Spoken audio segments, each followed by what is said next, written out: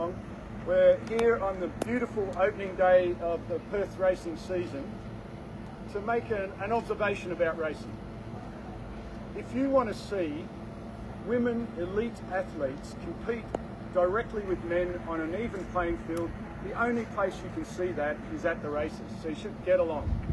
Our jockeys have always been elite, and our women jockeys have never had concessions given to them. In fact, we'll hear today that we've finally given them change rooms that are a bit more commensurate with the quality of the talent that they have. Until now, they've had to struggle in some really shabby conditions, and that's just an observation that not only did they compete evenly with the men, but often they were at a bit of a disadvantage. It is a fantastic thing to think about that 43% at the moment of our jockeys in Western Australia are women. It's rapidly changing. Every year there's more and more apprentices that are women and fewer men. Very shortly there'll be more than half of our jockeys will be women. And 30% of our trainers, our registered trainers right across the state, are also women. It is a sport where women do directly compete without any concessions at all for exactly the same prize money, but also confronting exactly the same physical and other challenges associated with what is a really tough sport. I'm going to hand over to one of our elite athletes, Lucy Fiore, who is the epitome of what we're talking about. She last Saturday was in Kalgoorlie, winning the Kalgoorlie Cup, beating men and women, and doing it without any concessions at all. And over to you, Lucy, and then we've got Carol Adams, who will have a bit to say about Perth racing as well. Hello everyone. Just been in the room. The room's amazing. It's really awesome. There's been a lot of females before me that really paved the way, and I'm really lucky to be coming up in the era that I'm in, where it's just normal for females and males to be competing. So, like I said, yeah, I'm really lucky. The room's amazing. It's one of, we had Belmont done and now Ascot's done, so yeah, it's awesome. And I guess we don't really like looking past ourselves as female jockeys. We're just jockeys. There's not really much difference, but yeah, it's awesome. And thank you to a lot of the girls before me that really paved the way. Yeah, it's very important. I might just get Carol to say something, then they can come back and say something. We'd just like to thank the WA Jockey Association, Racing and Racing WA, and the WA Government for certainly providing funding for this much needed facility. This is one of the very few elite sports where men and women can compete on the same level. It's only fitting with the rising number of female jockeys that they have rooms that certainly reflect the change and the growing importance of this. Welcome to opening day today. It's a really great day, beautiful sunshine here in Ascot. I should acknowledge Craig from the Jockeys Association, who I first met when I became the Minister in 2017, and one of the first things he raised with me was the poor quality of the change rooms for women in racing, particularly here at Ascot, possibly because he's got someone at home who may have been giving him a bit of grief about that, who's also a jockey. But he's done really well, and it's good to see the Jockeys Association get a win and have these quality change rooms for it. Any questions about this? What's the investment? $725,000 from Racing Wagering WA. We're right behind it, and it's a fantastic initiative. You want to put the Lucy? Yeah, someone. How has this kind of changed the game?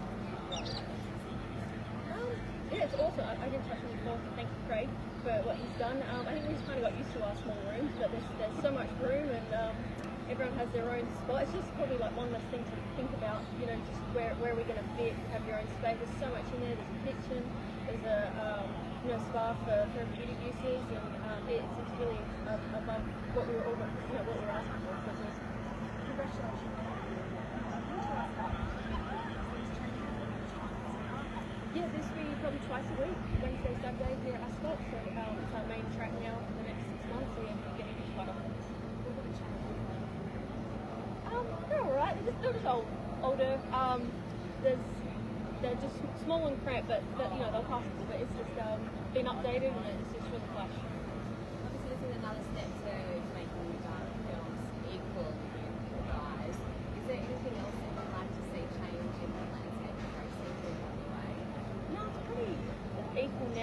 it has been for a long time. You know, I think the male versus female argument is about 10 years ago. You know, like, it's really normal with no one really.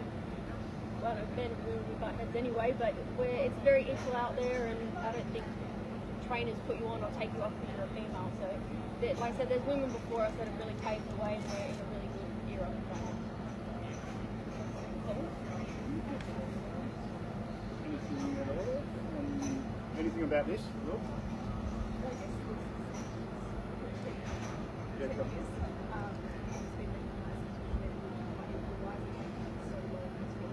that's a good question. Look, Lucy played it down. As I understand it, the current bathroom in there was their original change room. So that's the scale of it's tiny compared to what they have now, which is what they have now is just appropriate. And you know, they're elite athletes. They need and they deserve appropriate facilities that commensurate with the quality of the skill set that they bring. And it's just crazy that they haven't had that on now.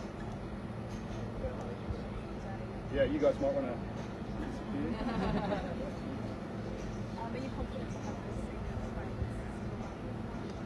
Oh yeah, look, I've got to say, what you're seeing is sadly a constant harping by the state opposition. I think they were referring to Timu or something. The only Timu thing made in Western Australia at the moment is the state opposition. They're a Timu opposition.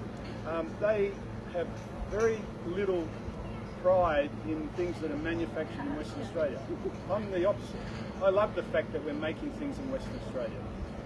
There are more than half the actual components of the trains that you're talking about are made right here in Western Australia. Brilliant Western Australian companies like Hoffman's Engineering, whom I advocate for in the defence sector, make the bogies, the big metal bits at the bottom of these trains. Significant elements, significant components of the trains are made here. It's good to see manufacturing in Western Australia. It's good to see things made in WA. I don't know why the opposition don't like that. It's also the time that's Look, what you're talking about is old material that's been acquired through freedom of information. It takes months and months for those processes to play out. So by the time you get things that are claimed or comments that are made, invariably you're looking back in history. So clearly the trains are high quality, working, and are well accepted and received by the public of Western Australia. So things like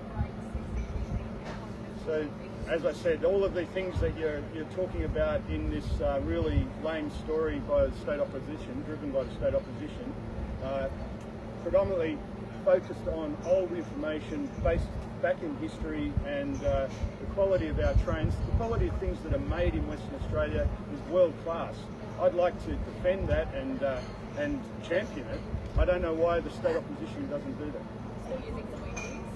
Are they still using squeegees? You're talking about things that way into the weeds as far as detail now. That what I can say is things that are made in Western Australia are good. They're high quality, they're world class, and we should be getting more of it. I don't know why the state opposition doesn't want to see that. All the state opposition seems to do at the moment is be negative, and that's particularly true of the state opposition leader. I don't know why he's doing that.